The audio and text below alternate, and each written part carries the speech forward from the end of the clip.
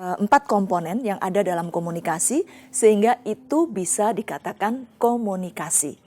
Yang pertama sekali lagi adalah komunikator, yang kedua pesan, yang ketiga adalah media atau channel, dan yang keempat adalah audiens. Nah, komunikasi yang baik adalah komunikasi yang nyambung. Nyambung antara komunikator dan komunikannya atau audiensnya.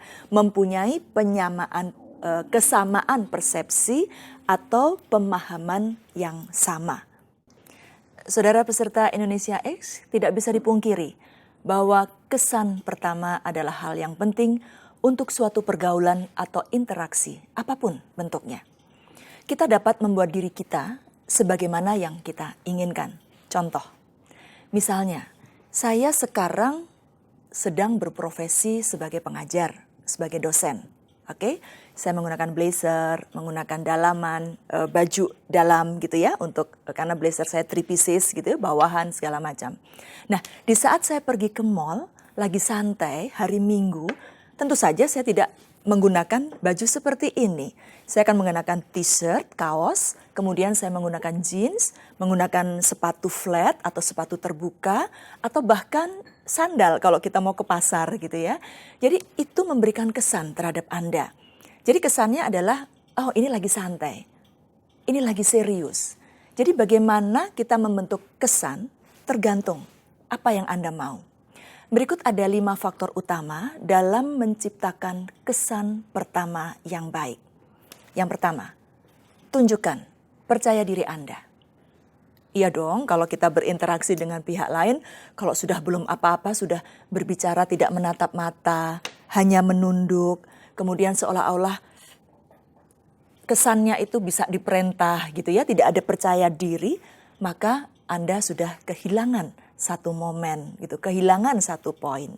Yang kedua, tunjukkan bahwa Anda mempunyai power untuk mempengaruhi.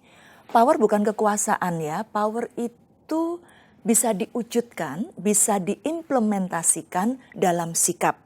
Misalnya, dari sikap berdiri, nanti kita akan bahas untuk nonverbalnya, itu pun bisa bicara soal power. Kemudian kita menunjukkan ketulusan hati Anda bahwa Anda mau berinteraksi, Anda mau berkolaborasi dengan pihak lain. Jangan judes, jangan jutek, dan jangan senyum terus gitu ya. Itu juga nggak boleh ya, senyum pun juga ada aturannya. Susah ya berkomunikasi ya, oke. Dan selanjutnya selain itu kita juga harus mampu membangun kepercayaan audiens. Apa artinya? Kalau kita lagi berbicara di depan umum, memberikan kuliah, presentasi, pidato, apapun bentuknya, kita harus memberikan kepercayaan kepada audiens dalam artian memberi kesempatan audiens untuk juga menyampaikan pendapatnya. Jadi kita itu nggak kesannya semaunya sendiri, kemudian kita kesannya otoriter dan segala macam. Jadi memberi juga kesempatan dan kepercayaan kepada audiens kita. Selanjutnya, amati audiens kita, karena ternyata impresi itu bisa dikelola melalui dengan pengamatan kita terhadap audiens. Saudara, impresi memang bisa dikelola dengan cara mengontrol persepsi pihak lain secara cepat dan menunjukkan hal-hal yang menyenangkan. Sebenarnya mengelola impresi ini sudah lama diutarakan oleh Erving Goffman, kira-kira tahun 59 ya, dalam bukunya yang disebut The Presentation of Self in Everyday Life, yang menyatakan bahwa hampir semua interaksi sosial meminta judgement dengan segera, secara cepat, sehingga setiap orang bisa memperkenalkan dirinya untuk memberikan impresi positif atau kesan pertama yang baik.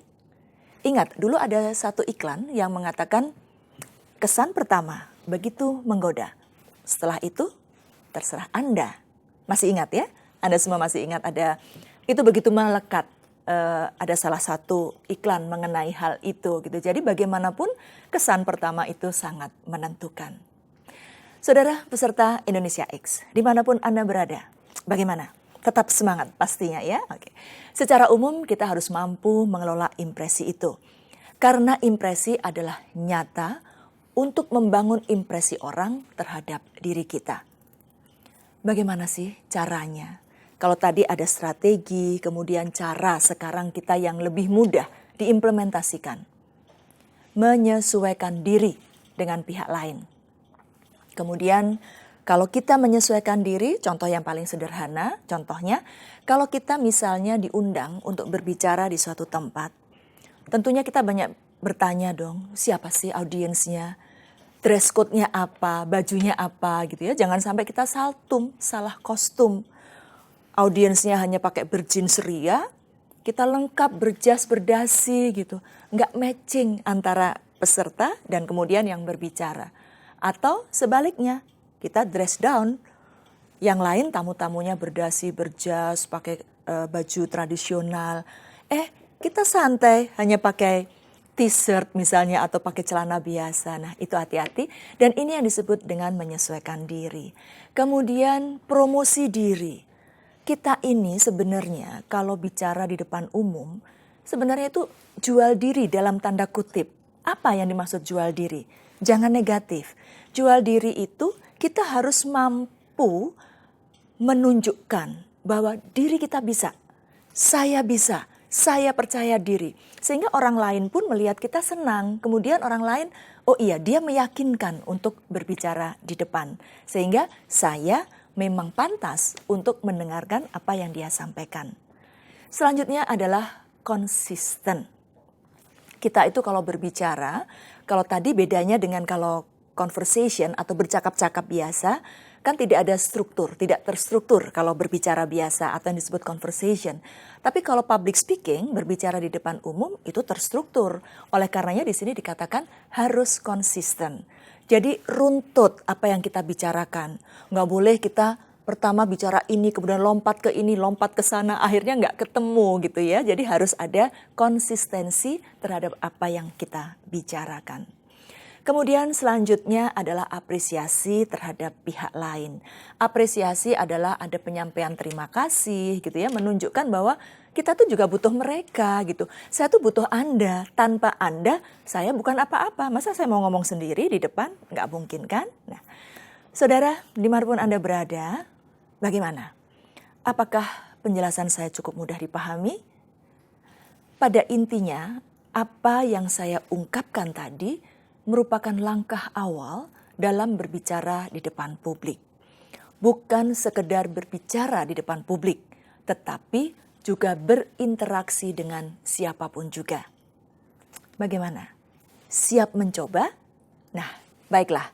Untuk tahap pertama, program pertama, pertemuan kita sampai di sini. Saya akan menyimpulkan apa bahasan kita program pertama, yaitu kita bahas soal persepsi. Dengan persepsi, kita melangkah penuh percaya diri, karena persepsi adalah modal awal dalam berinteraksi. Oke, selamat mencoba, selamat mempraktekkan bagaimana kita bisa membuat diri kita percaya diri. Saudara peserta Indonesia X dimanapun Anda berada, saya Dian Budiargo dari Universitas Terbuka untuk Indonesia X. Sampai jumpa.